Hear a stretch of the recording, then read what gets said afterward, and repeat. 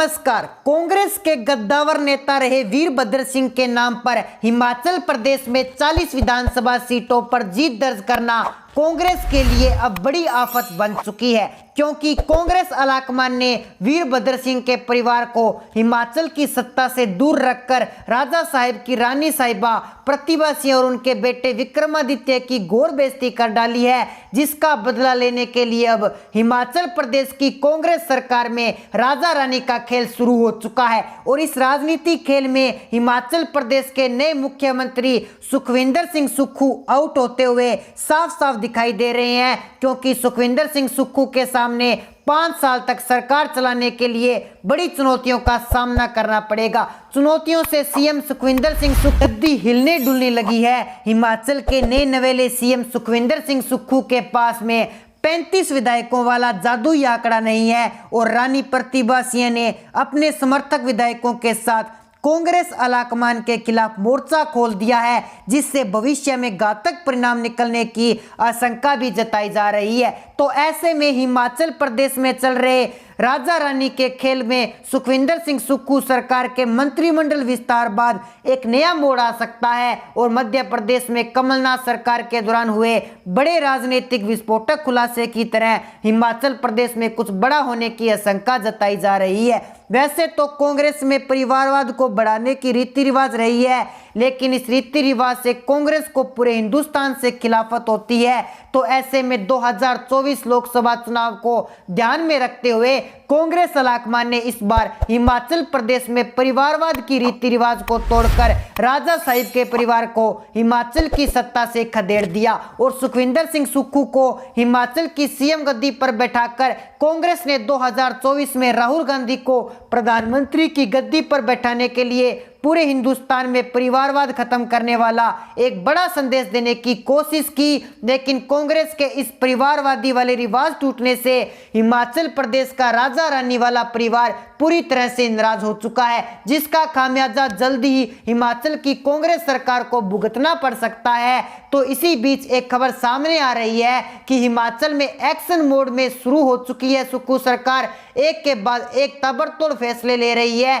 यानी कि हिमाचल प्रदेश के नए मुख्यमंत्री सुखविंदर सिंह सुक्खू पदभार संभालते ही एक्शन मोड में आ चुके हैं। पदभार संभालने के बाद 24 घंटे में ही एक के बाद एक ताबड़तोड़ फैसले ले रहे हैं। सारे हिमाचल के बाद विधायकों की दी जाने वाली वीआईपी सुविधाओं पर रोक लगाना हो या जयराम सरकार की राज्य में 8 महीने के लिए गए फैसलों की समीक्षा और टेंडर रद्द करना हो, सुक्खू एक के बाद एक फैसले ले रहे हैं। इसे लेकर विपक्षी दल ने सरकार पर हमला बोलना शुरू कर दिया है। तो ऐसे में पूर्व सीएम जयराम ठाकुर ने एक के बाद एक ट्वीट कर सुखविंदर सिंह सुक्खू की सरकार पर निशाना साधा है। जयराम ठाकुर ने ट्वीट करते हुए लिखा, हमने 5 साल बिना किसी भेदभाव के जनता की सेवा की, कभी बदले की भावना से प्रदेश में कोई काम नहीं किया। हमने कांग्रेस सरकार के किसी फैसले को नहीं रोका, कोई विकास कार्य को नहीं रोका, मगर अफसोस की कांग्रेस सरकार ने बदलने की भावना के साथ काम करना शुरू कर दिया है। वैसे हिमाचल कांग्रेस में बड़ा खेला हो चुका है। कांग्रेस के हाथ में सत्ता आ गई हो, डिप्टी सीएम बना दिए गए हो, लेकिन मंत्रिमंडल के गठन से पहले कांग्रेस पर काले बादल छा चुके हैं, क्योंकि गुटबाजी इतनी बढ़ गई है कि कांग्रेस के नेता अंदर ही अंदर एक दूसरे के बाल नोचने के लिए तैयार है। जुबानी तीर के साथ साथ मारपीट का भी माहौल बन चुका है। इसी बवाल की चिंगारी को देखते हुए हिमाचल में कांग्रेस की सरकार बनने के बाद मंत्रिमंडल का गठन 16 दिसंबर तक टाल दिया है। लेकिन दोस्तों, आपको बता दें कि हिमाचल विधायकों को राजस्थान में कैद करने की तैयारियां हो रही है। राहुल गांधी ने प्रदेश के मुख्यमंत्री, उप मुख्यमंत्री सहित सभी 40 विधायकों को राजस्थान के अलवर यात्रा में शामिल होने के लिए बुलाया है। ऐसे में सवाल ये है कि सरकार बनने के बाद भी राहुल गांधी को विधायकों के टूटने का डर है, या फिर खेल कोई और है, या फिर गुटबाजी हिमाचल की सत्ता पर भारी पड़ रही है। इसलिए हिमाचल के विधायकों को माइंड सेट करने के लिए राजस्थान में खदेड़ा जा रहा है। अगर कांग्रेस में यही चलता रहा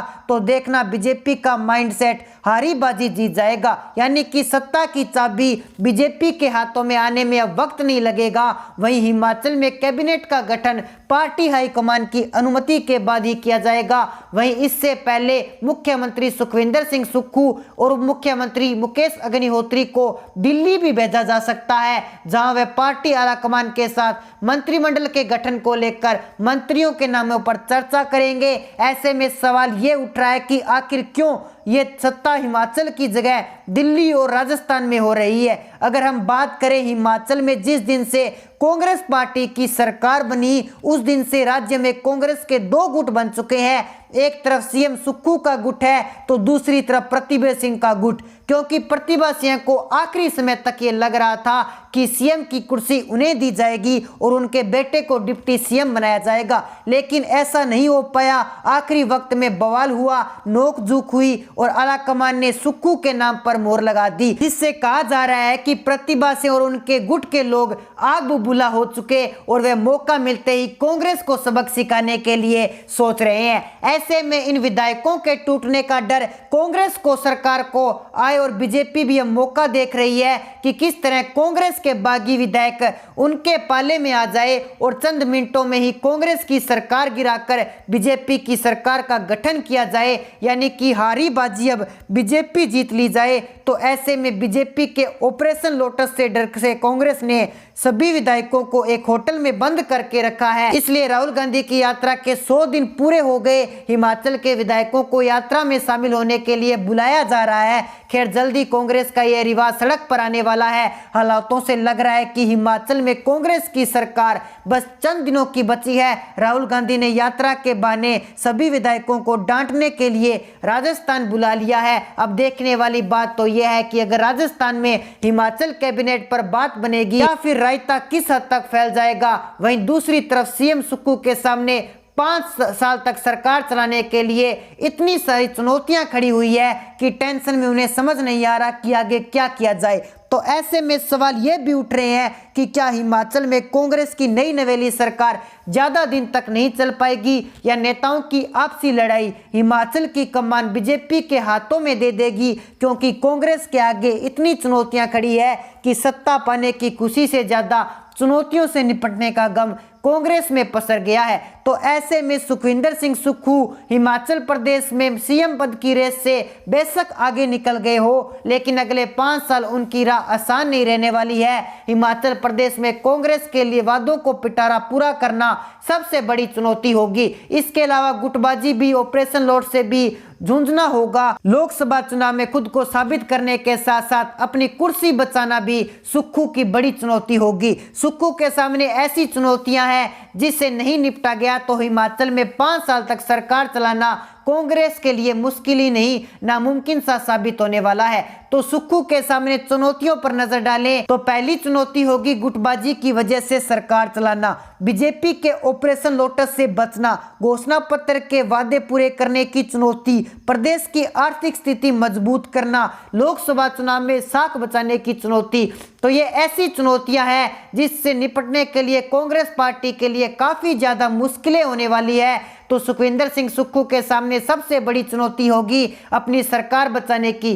कांग्रेस में सभी 40 विधायकों को उन्हें एकजुट रखना होगा। दरअसल राजस्थान, छत्तीसगढ़ की तरह हिमाचल प्रदेश में सीएम पद को लेकर कांग्रेस के 2 गुट हो चुके हैं। एक गुट के सरताज सुक्खू हैं तो दूसरे गुट के प्रतिभा सिंह है, जो सीएम पद की दावेदारी कर रही थी। उन्होंने सीएम बनने के लिए काफी पापड़ बेले हैं। अगले 5 साल में प्रतिभा सिंह विरोध करती है तो विधायकों को अपनी ओर कर लेती है, तो सुक्खू के नीचे से कुर्सी जा सकती है। आज के लिए फिलहाल इतना ही। हिमाचल से जुड़ी लेटेस्ट अपडेट पाने के लिए अगर आपने हमारा चैनल सब्सक्राइब नहीं किया तो हमारा चैनल सब्सक्राइब जरूर कर लीजिए। मिलते हैं एक नई अपडेट के साथ, तब तक के लिए जय हिंद, जय भारत।